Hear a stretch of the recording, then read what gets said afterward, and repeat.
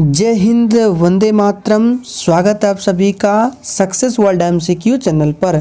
तो फ्रेंड्स, आज की इस वीडियो में बिहार पुलिस कांस्टेबल एग्जाम के लिए प्रैक्टिस सेट नंबर 18 को कवर करेंगे। तो आप सभी जल्दी से लाइव में जुड़ जाइए। सभी को गुड इवनिंग। तो चलिए आज की इस क्लास को स्टार्ट करते हैं। तो फ्रेंड्स, आज के इस क्लास का पहला प्रश्न है, निम्न में से कौन सी स्थलाकृति हिमानी के अपर्दन से बनी है।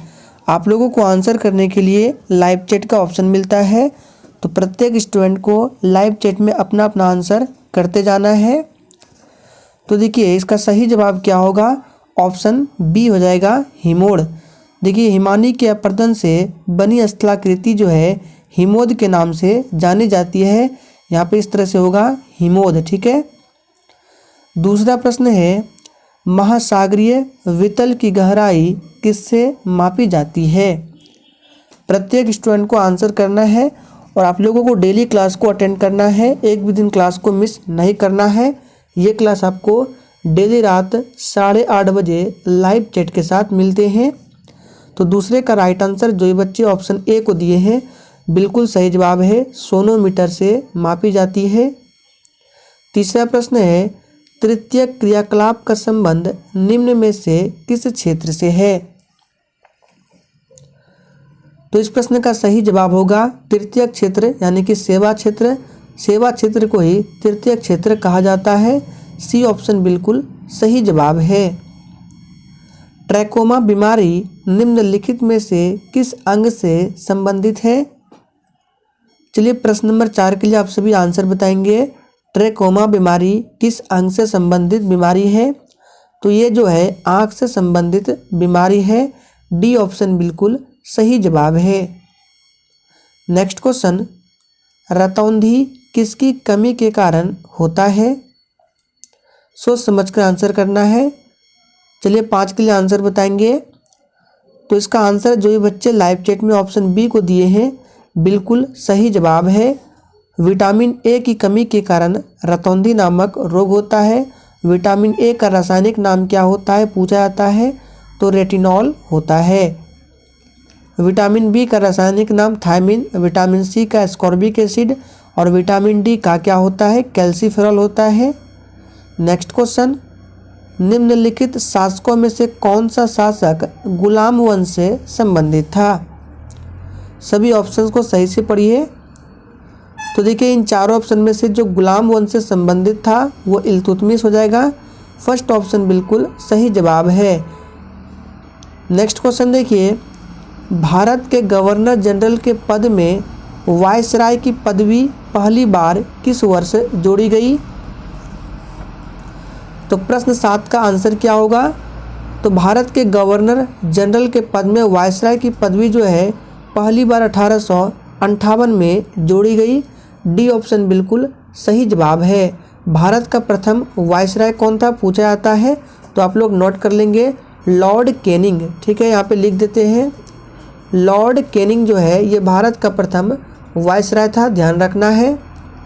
नेक्स्ट क्वेश्चन देखिए, वह स्थानीय शासक कौन था जिसने मई 1498 में कालीकट पहुँचने पर वास्को डी गामा मिला था। तो ध्यान रखिएगा, वास्को डी गामा भारत कब आया था, 1498 ईस्वी में आया था। और ये कहाँ पर उतरा था, तो कालीकट पर, केरल के कालीकट पर। और ये किससे मिला था, तो राजा जमोरिन से मिला था। बी ऑप्शन बिल्कुल सही जवाब है, ध्यान रखना है। इन्होंने भारत के बीच समुद्री मार्ग की खोज की थी, ध्यान रखना है, पश्चिम यूरोप से भारत के बीच। दक्कन मार्ग निम्नलिखित में से किसके बीच स्थित है। चलिए, आप सभी आंसर बताएंगे। दक्कन मार्ग जो है ये किसके बीच स्थित है। तो ये जो है दक्षिण और छोटा अंडमान के बीच स्थित है। फर्स्ट ऑप्शन बिल्कुल सही जवाब है और इसकी चौड़ाई 48 किलोमीटर की है। सतही जल संसाधन सबसे अधिक किसमें है। तो 10 का राइट आंसर सी हो जाएगा, गंगा के मैदानी क्षेत्र। निम्नलिखित में से किसे भारतीय संविधान के निर्माता के रूप में जाना जाता है।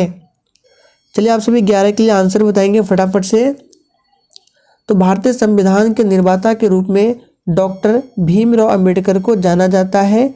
ये ड्राफ्टिंग कमेटी के अध्यक्ष थे, यानी कि प्रारूप समिति के भी अध्यक्ष बने थे।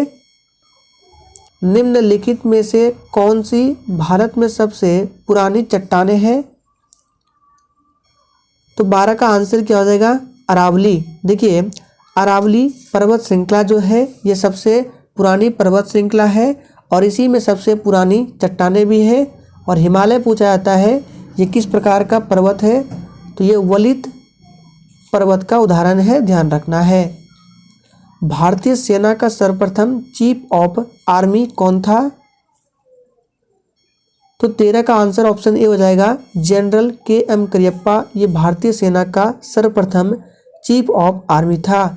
और देखिए, जिसने अभी तक सेशन को लाइक नहीं किया है, सेशन अच्छा लग रहा है तो सभी लोग सेशन को दिल से लाइक किया करें, सेशन को शेयर करें।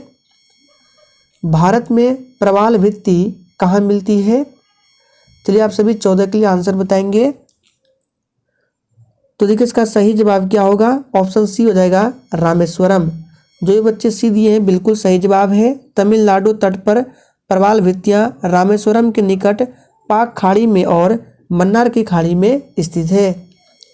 मुख्यमंत्री की नियुक्ति की जाती है।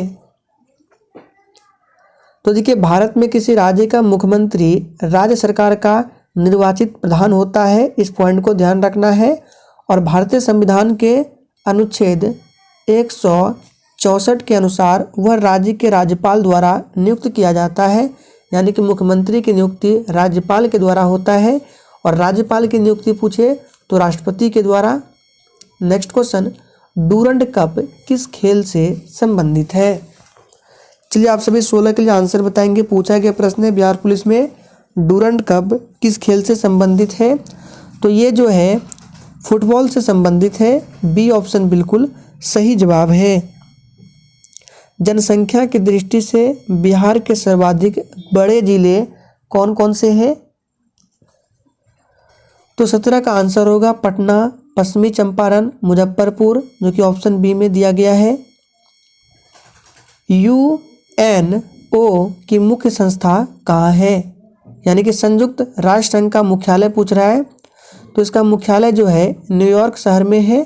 तो सही जवाब क्या हो जाएगा? ऑप्शन ए, USA के न्यूयॉर्क शहर में, ध्यान रखना है। Next question, doctor Zakir Hussain कौन थे? तो 19 का आंसर होगा, डॉक्टर जाकिर हुसैन भारत के तीसरे राष्ट्रपति थे, जिनका कार्यकाल है 1967 से लेकर 1969 तक। मात्र 2 वर्ष के लिए थे, 1967 से 69 तक, याद रखना है। और इन्हें वर्ष 1963 में भारत रत्न से भी सम्मानित किया गया है। तो सही जवाब क्या हो जाएगा? 19 का ए, भारत के प्रथम मुस्लिम राष्ट्रपति थे, लेकिन ये तीसरे नंबर के राष्ट्रपति थे और मुस्लिम में प्रथम थे, ध्यान रखना है। नेक्स्ट क्वेश्चन, G15 आर्थिक सह संस्थान निम्नलिखित में से किसका है? तो देखिए, G15 तीसरी दुनिया के देशों का एक आर्थिक समूह है और इसकी स्थापना 1989 में की गई। तो सही जवाब है सी ऑप्शन, तृतीय विश्व राष्ट्रों का। वायुमंडल में जलवाष्प की मात्रा मापी जाती है। तो 21 का आंसर क्या होगा? वायुमंडल में जलवाष्प की मात्रा आर्द्रता के रूप में मापी जाती है। तो सही जवाब 21 का ए हो जाएगा, आर्द्रता के रूप में। सूर्य में ऊर्जा के उत्पादन की प्रक्रिया का क्या नाम है? तो बहुत ही आसान प्रश्न, इसका सही जवाब होगा नाभिकीय संलयन। ऑप्शन सी बिल्कुल सही जवाब है। 20 हर्ट्ज से 20,000 हर्ट्ज की आवृत्ति वाली ध्वनि को क्या कहते हैं? तो देखिए, इसके रेंज में जो आवृत्ति होती है उसको श्रव्य ध्वनि बोला जाता है।